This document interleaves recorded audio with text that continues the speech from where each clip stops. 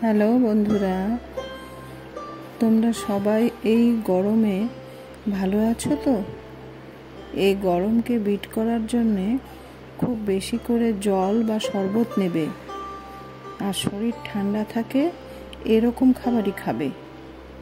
এই প্রসঙ্গে বলি, লাউ তো শরীরকে ঠান্ডা রাখে, তাই আজ নিরামিষভাবে কেমন করে মজাদার লাউ রান্না করা যায় তারই ভিডিও নিয়ে চলে এলাম। এবার দেখো বড়ি দিয়ে লোভনীয় লাউ কি করে বানাবে। এবারে আসি রান্নায়। আমি প্রথমে লাউয়ের খোসা ছাড়িয়ে ঠিক এইভাবে পিস পিস করে কেটে নিয়েছি, আর নিয়েছি বেশ কটা বড়ি। সাধারণ একটা লাউ ঘন্টকে আজ একটা নতুন টেকনিক দিয়ে অসাধারণ করে বানিয়ে দেব। তাই বন্ধুরা, স্কিপ না করে পুরো ভিডিওটা দেখো। বন্ধুরা দেখতে থাকো। কড়াইটা গ্যাসে বসিয়ে আমি তাতে পরিমাণ মতো তেল দিলাম। তেল গরম হলে তাতে বড়িগুলো দিয়ে হালকা হাতে নেড়ে চেড়ে লাল লাল করে ভেজে তুলে রাখলাম। এবার ওই কড়াইতেই দুটো শুকনো লঙ্কা আর তেজপাতা দিলাম, আর কিছুটা সাদা জিরে দিয়ে ভাজা ভাজা গন্ধ ছাড়া অবধি নাড়তে থাকলাম। তারপর এতে আর দুটো কাঁচা লঙ্কাও দিয়ে দিয়েছি।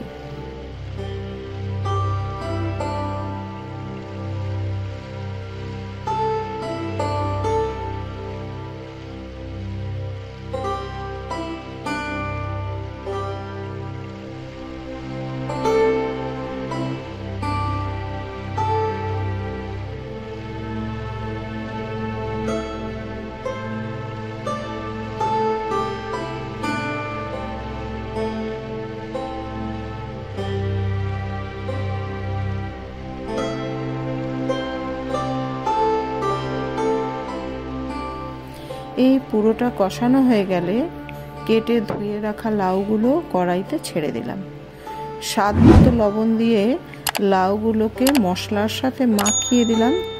যেহেতু লবণ দিয়েছি, দেখবে বন্ধুরা লাউ থেকে জল ছাড়বে, আর সেই জলেই লাউটা সেদ্ধ হয়ে যাবে। তাই ঢাকা দিয়ে 7-8 মিনিট লো ফ্লেমে কড়াইটা রেখে দিলাম।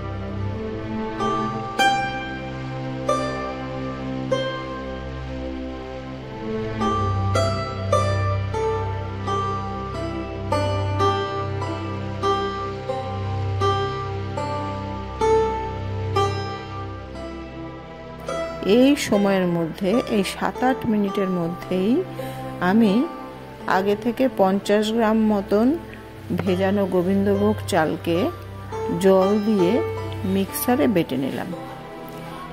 এটাই হচ্ছে ম্যাজিক। গোবিন্দভোগ চালের একটা সুন্দর গন্ধ তো আছেই, আর এই চাল বাটা লাউয়ের তরকারিতে পড়ার সঙ্গে সঙ্গে লাউয়ের রূপটাই কেমন খুলে যায় দেখবে। এরপর 8 মিনিট পর কড়াইয়ের ঢাকা সরিয়ে লাউগুলো সেদ্ধ হয়েছে কিনা চেক করলাম।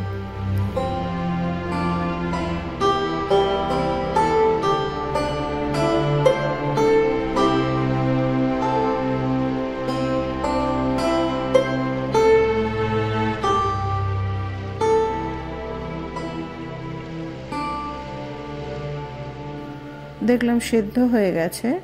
তাই তখন ওই চাল বাটাটা কড়াইতে দিয়ে দিলাম, আর সাথে সাথেই লাউয়ের পাতলা ঝোলটা বেশ ঘন হয়ে সুন্দর দেখতে হয়ে গেল। এবার এতে 1/2 চা চামচ চিনি দিয়ে দিলাম। নিরামিষ কোনো রান্না একটু মিষ্টি দিলেই তার টেস্টটা খোলে। ভালো করে মিশিয়ে দিলাম পুরো ব্যাপারটা।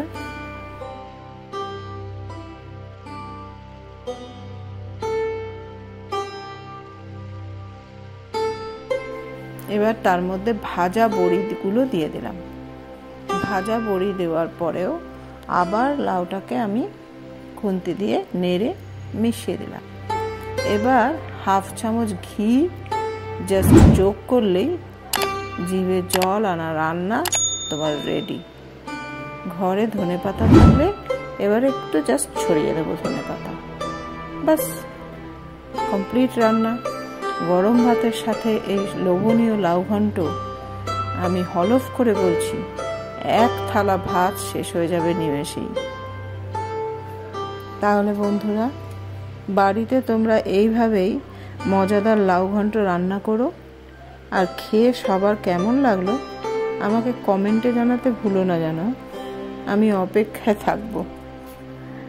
টাটা, তোমরা সবাই ভালো থেকো। গরমে সবাই সুস্থ থাকার চেষ্টা করো।